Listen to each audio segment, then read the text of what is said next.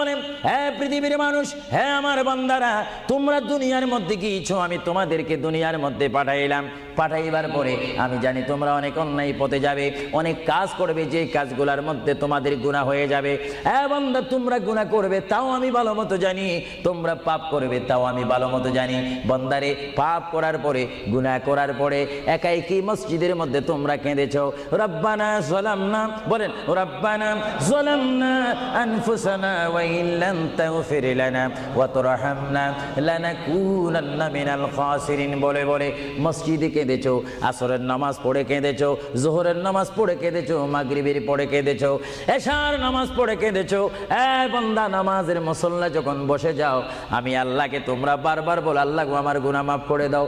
তারপরও আমি তোমাদের গুনাহ মাফ করে নিই। তারপরও তোমরা নিশি রাত্রে, মানুষ যখন ঘুমে যায়, তোমার বিবি যখন ঘুম যায়, তোমার ছেলে যখন ঘুম যায়, তুমি নিশি রাত্রে ঠান্ডা পানি দিয়ে ওযু বানিয়ে নামাজের মুসল্লায় বসে তুমি আবার যখন ডাক দাও, রব্বুল আলামিন, পৃথিবীর কোনো মানুষ আমার গুনাহ সম্পর্কে জানে না, তুমি আমার গুনাহ সম্পর্কে জানো।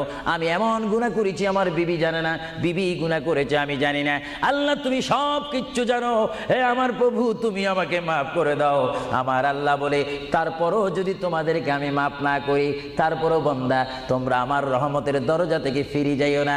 আমি তোমাদেরকে হুকুম দিচ্ছি, ওয়ালাউ আন্নাহুম ইয যালামু আনফুসাহুম জাউকা, বান্দারে, যদি গুনাহ করে ফেলো, আমার রহমত থেকে মুখ ফিরে তুমি চলে যাইও না।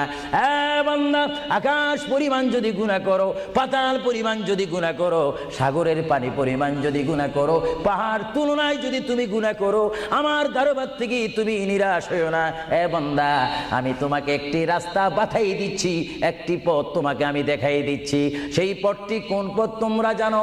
ওয়ালাউ আন্নাহুম ইয যালামু আনফুসাহুম জাউকা, বান্দারে, যখন তোমরা বরবাদ হয়ে যাবে, তখন তোমাদেরকে একটা পথ আমি তোমাদেরকে দেখাই দিলাম। সেই পথটির নাম হচ্ছে আমার রাসূলের মদিনা। জোরে বলেন সুবহানাল্লাহ। বান্দা, আমার নবীর দরবারে গিয়ে কেঁদে কেঁদে তোমরা বলো, ইয়া রাসূলুল্লাহ, ইয়া হাবিবাল্লাহ, আয়া কা ইয়া রাসূলুল্লাহ। আল্লাহ কোরআনে বলেছে, ওয়ালাউ আন্নাহুম ইয যালামু আনফুসাহুম জাউকা ফাস্তাগফিরুল্লাহ ওয়াস্তাগফার লাহুমুর রাসূল। আল্লাহ বলেছে, হে বান্দা, তোমরা ডানে না গিয়ে, বামে না গিয়ে, পিছে না গিয়ে, তোমরা সরাসরি আমার নবীর কদমে চলে যাও। আমার নবীর কদমে গিয়ে আমি আল্লাহর দরবারে তোমরা তওবা করো।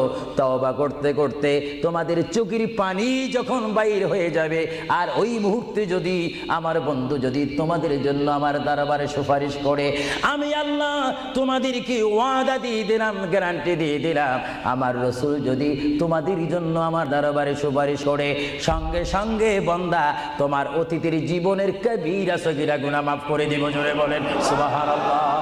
আরো জোরে বলেন। আমার আপনার গুনাহ মাফ করার জন্য রাসূলুল্লাহর দরবারে যাওয়ার দরকার আছে কিনা? চিৎকার জীবন আছে কিনা?